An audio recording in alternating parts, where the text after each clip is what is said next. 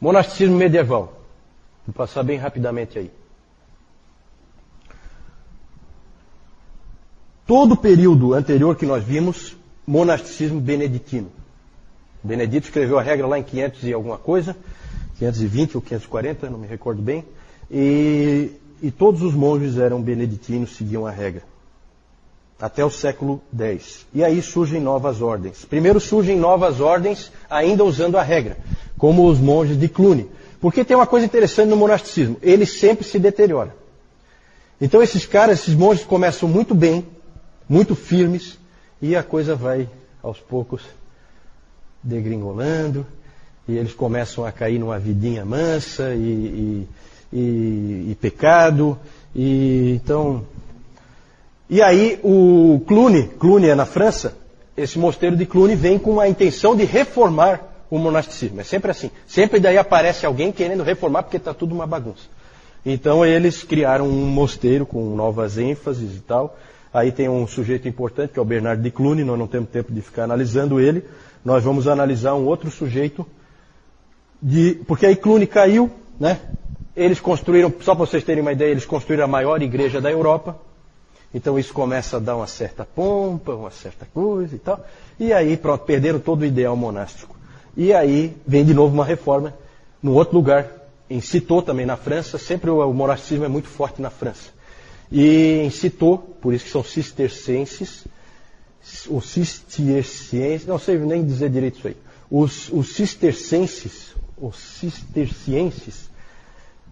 eles produziram um grande nome na sua ordem, que é esse sujeito aí, Bernardo de Claraval, ou Clairvaux, é o nome do mosteiro onde ele era o abade.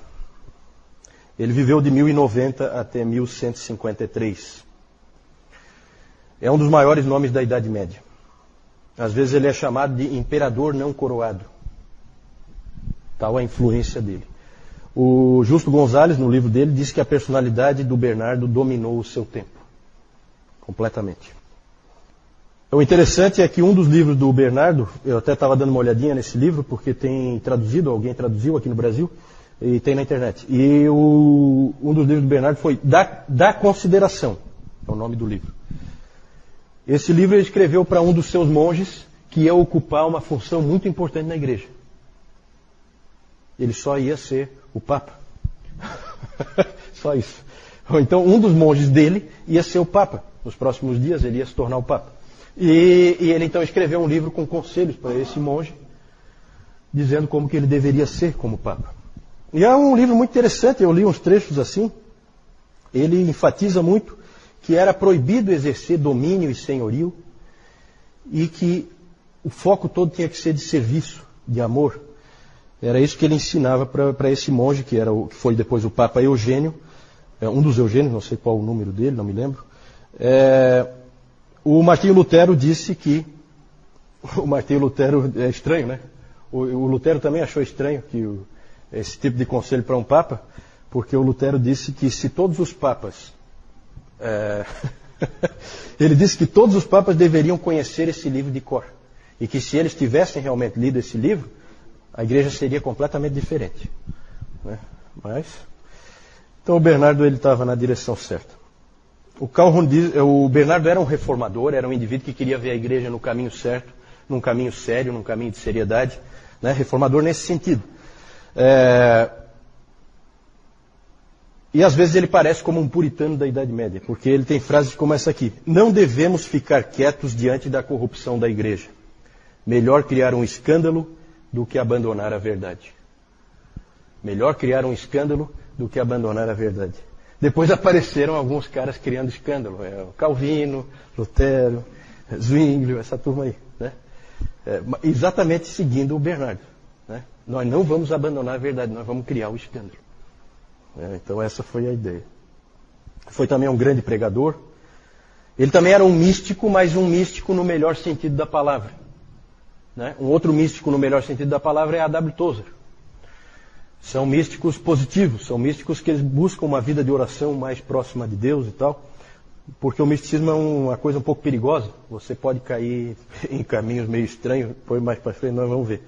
mas ele era um místico no sentido bom. E ele escreveu um livro, que é um livro muito interessante, muito válido para ler ainda hoje, que é o livro sobre o amor a Deus. Foi também um grande teólogo, escreveu um grande livro chamado Sobre a Graça e a Livre Escolha. Calvino elogiou muito esse livro. Porque esse é o primeiro, talvez finalmente, né, na história da igreja, surge um agostiniano. Né? Entre Agostinho e Thomas Bradwardine. Deve ter sido o único agostiniano de verdade que apareceu, né? Assim, forte, né, de peso. Claro que teve ali o Gottschalk e outros, mas esse aí é um de peso. Só que tem um detalhe, entre Agostinho e Thomas Bradwardine tem 900 anos. Então é interessante ele aparecer aí no meio, né? Isso. Não, na verdade ele vai tratar do assunto, né? O título, né? Não é que ele está defendendo, ele vai tratar desse assunto, né? Eu não conheço o livro, não conheço o teor do livro, mas eu sei que o Calvino via com muito bons olhos esse livro aqui do Bernardo de Clairvaux, Bernardo de Claraval. Novas ordens no século XIII, passar bem rapidinho aqui. Nós falamos bastante dos beneditinos, mas no século XIII 2 outros movimentos aparecem. Os franciscanos, aí nós temos aí o Francisco, né? Tudo começa com Francisco de Assis. Assisi é uma cidade da Itália, tá? E o Francisco nasceu lá. Como é que era o nome do Francisco? Não, o nome dele não é Francisco. O nome dele não é Francisco, o nome dele é Giovanni de Bernardone. O nome dele é João. Na verdade, Francisco é um apelido, né? É o pequeno francês, Francesco, o pequeno francês, né? Na verdade, ele não era francês também. Então, é umas coisas esquisitas. Ele era italiano. Então, não sei. Não me peço para explicar, porque tem umas coisas estranhas. Muito estranhas. Esse Francisco, ele não era um intelectual, ele é um indivíduo diferente, um personagem ímpar na história da igreja, é um cara que não tem ninguém igual a ele é completamente diferente, ele escreveu muito pouco, escreveu só um testamento. Os seus seguidores, quem viu aquele livro Irmão Sol, Irmã Lua, viu que ele andava com um monte de seguidores assim, e pobre, não tinha nada, não tinha onde cair morto. Ele gostava muito daquele texto que Jesus Cristo dizia que ele não tinha onde reclinar a cabeça, né? E ele procurava viver assim também. Eu não vou entrar em detalhes, né? Os seguidores dele. Ele era rico. Ele era filho de um comerciante. Isso. E ele foi deserdado, né? O pai dele tentou de todo jeito e tal. Aí o pai dele, não, então você não vai ficar com nada do que é meu. Aí pegou, tirou a roupa. E até a roupa, que era o pai que tinha... ele entendia que era do pai, né? E aí entregou até a roupa e saiu assim, maltrapilho, e viveu a vida inteira assim. Ele foi um pregador. Os seguidores dele escreveram um livro, As Pequenas Flores de São Francisco, e nesse livro tem muitas histórias meio enfeitadas assim, mas tem algum fundo de verdade, né? Uma história interessante é a história do lobo de Gúbio. A cidade de Gúbio tinha um lobo lá que estava matando todos os animais dos camponeses e estava às vezes matando até pessoas. E chamaram o Francisco foi lá, e ele então, encontraram lá onde é que estava o lobo, e ele chegou lá perto de onde o lobo estava, e ele então pregou para o lobo. Porque ele pregava para os animais, esse Francisco. E ele então pregou para o lobo. E aí ele disse assim para o lobo, deixa eu ver se eu tenho aqui. Venha cá, irmão lobo, eu te ordeno em nome de Cristo que não faças mais nenhum mal a mim ou a qualquer outra pessoa. E aí diz que o lobo fechou a boca, que estava rosnando e coisa, e veio calmamente e deitou no pé do Francisco. Né? Tem essas histórias assim, aí a gente não sabe o quanto disso aí é verdade, né? Mas o Francisco é cheio das histórias. A vida de Francisco... né? Continua sendo, né? Mas não foi ele que inventou, não. Foram os seguidores dele. A vida de Francisco era uma vida de pobreza e de serviço. Tá? Pobreza e serviço. Ele se recusava a ter qualquer coisa. Uma discussão muito grande que teve entre os franciscanos é que era a seguinte: será que um franciscano pode ter uma Bíblia? Porque eles pensavam assim, se eu tenho uma Bíblia, daqui a pouco eu vou querer um outro livro, e daí eu vou querer um outro livro, e aí eu vou querer mais alguma coisa. Então eu não podia ter nada. Né? Era a pobreza absoluta. Viu, Francisco? A Amélia Se o Francisco seguir o caminho, vai ser uma vida difícil, viu, Amélia? Vai ser uma vida sofrida. Pois é, de repente. Os franciscanos, na verdade, foram muito mais inovadores do que reformadores. Tá? Eles inventaram um negócio completamente novo. Ele apareceu no meio de uma igreja poderosa, rica, cheia de pompa, e disse que aquilo ali tudo não valia nada. Que o importante era amar a Deus e amar ao próximo. Era isso que ele pregava em todo lugar que ele ia. Depois nós vamos ver algumas coisas muito interessantes que esse cara fez. Ele é realmente um sujeito ímpar. Ele orou uma oração maravilhosa, que vocês devem conhecer, que é a oração de São Francisco. É realmente uma oração muito bonita, em que ele fala: Senhor, fazei de mim um instrumento de tua paz. E era isso mesmo que ele queria ser, um instrumento da paz de Deus, sempre. A ordem criada por Francisco foi chamada de Ordem dos Irmãos Menores. Nós conhecemos como os franciscanos, mas não, o nome original é a Ordem dos Irmãos Menores, dos irmãos pequenos. Essa ordem ela passou por uma porção de controvérsias, principalmente sobre o quão pobres eles podem ser, né? Porque era muito fácil um monge se corromper, porque as pessoas gostavam dos monges. Os monges cuidavam delas, cuidavam de tudo na vida delas, né? A gente pensa muitas vezes um monge como um sujeito isolado.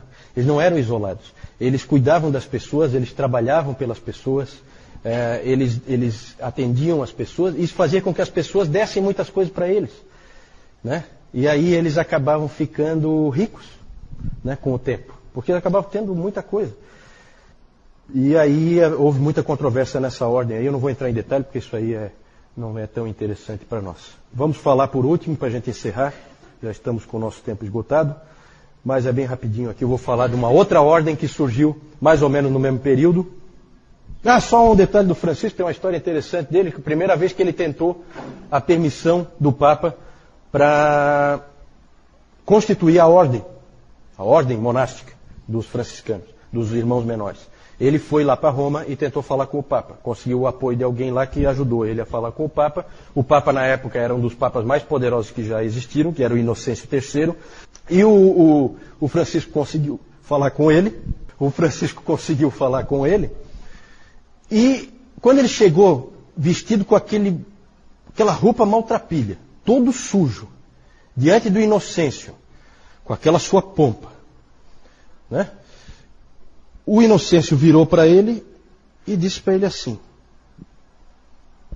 você parece mais um porco do que um ser humano. Vai ter com teus irmãos.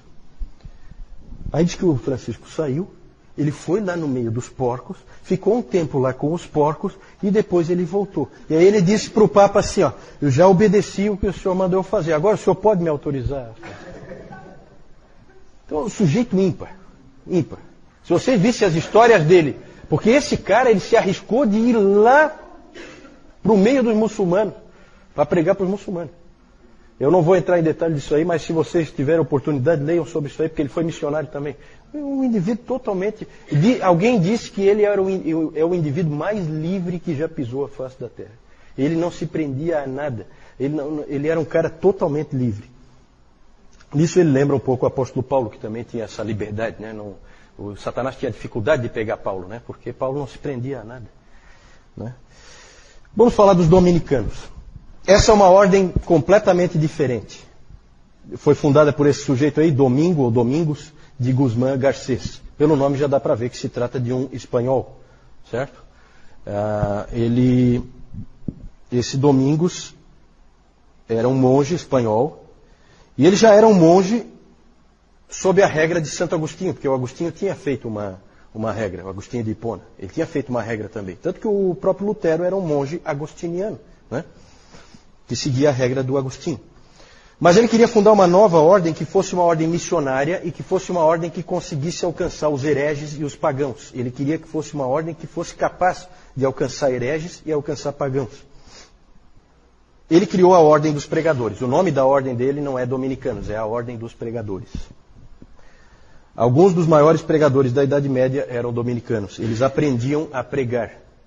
Os sermões deles são muito parecidos com os sermões de hoje. Eles gostavam de fazer pontos assim, gostavam de usar humor às vezes, eles procuravam se comunicar com as pessoas. Eles procuravam ganhar empatia com as pessoas e eles treinavam isso, estudavam isso. Então ali se formaram muitos bons pregadores. E eles eram intelectuais, eles se dedicavam a livros. Essa é uma ordem totalmente diferente, é uma ordem dedicada a livros. Não é à toa que aquela imagem que nós vimos antes, do monge ensinando as crianças, a vestimenta dele era uma vestimenta clara com aquela parte escura. Aquilo ali é uma roupa de um dominicano, né? Eles eram mestres e pregadores. Eles foram se infiltrando pelas universidades. Eles acreditavam que eles precisavam conhecer muito. Então eles começaram a entrar. Onde tinha uma universidade começando, eles começaram a entrar. Foram para Paris, foram para Bolonha, foram para Colônia, todas as cidades em que já havia universidades. Um movimento como esse era capaz de produzir grandes eruditos, e de fato produziu. Tomás de Aquino era um dominicano. Certo? Uma nota triste sobre os dominicanos, eu não vou entrar em detalhes sobre eles, só fiquem com isso na cabeça, que eles eram intelectuais, e a dedicação deles era principalmente a livros. Não queriam saber, eles não dedicavam tanto tempo assim como outras ordens à oração, nem tanto tempo assim ao trabalho braçal, como os beneditinos, e também não achavam essencial a pobreza, como os franciscanos. Né? Eles não achavam que aquilo fosse tão importante assim. Eles também eram pobres, mas não como os franciscanos, em que aquilo era fundamental. Né? E uma nota triste sobre os dominicanos é que eles acabaram se tornando o quê? Figuras indesejáveis da Idade Média. Alguém sabe? Alguém chuta?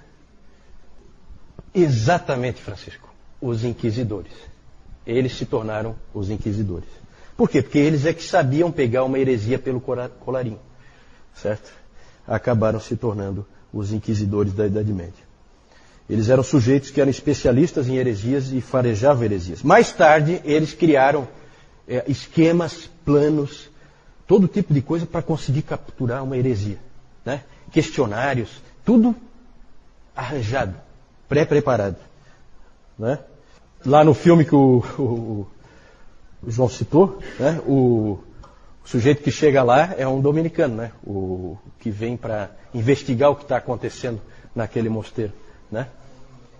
É um inquisidor, exatamente. Né? A roupa dele dá para ver certinho que é um dominicano. E o William de Baskerville, né? Era um franciscano. Né? Era um franciscano. O Sean Connery, né? Fazia o papel principal. Mais tarde, eles receberam o reforço, nós vamos falar mais para frente, de uma outra ordem. Os jesuítas. Essa também não é das... Né? O interessante, gente, é que se criou, eles passaram a ser conhecidos como os cães de guarda de Deus. Né? Como inquisidores e tal, os cães de guarda de Deus. Porque é um jogo com palavras. Isso é interessante. Domini Canus. Domini é Deus, Canus é cão. Então eles eram os cães de Deus. Dominicanos. Então se fazia esse tipo de jogada. Gente, alguma dúvida aí sobre o monasticismo medieval? Passei bem rapidinho, tá? Nós inclusive já estamos com o tempo estourado, mas foi bom a gente conseguir concluir.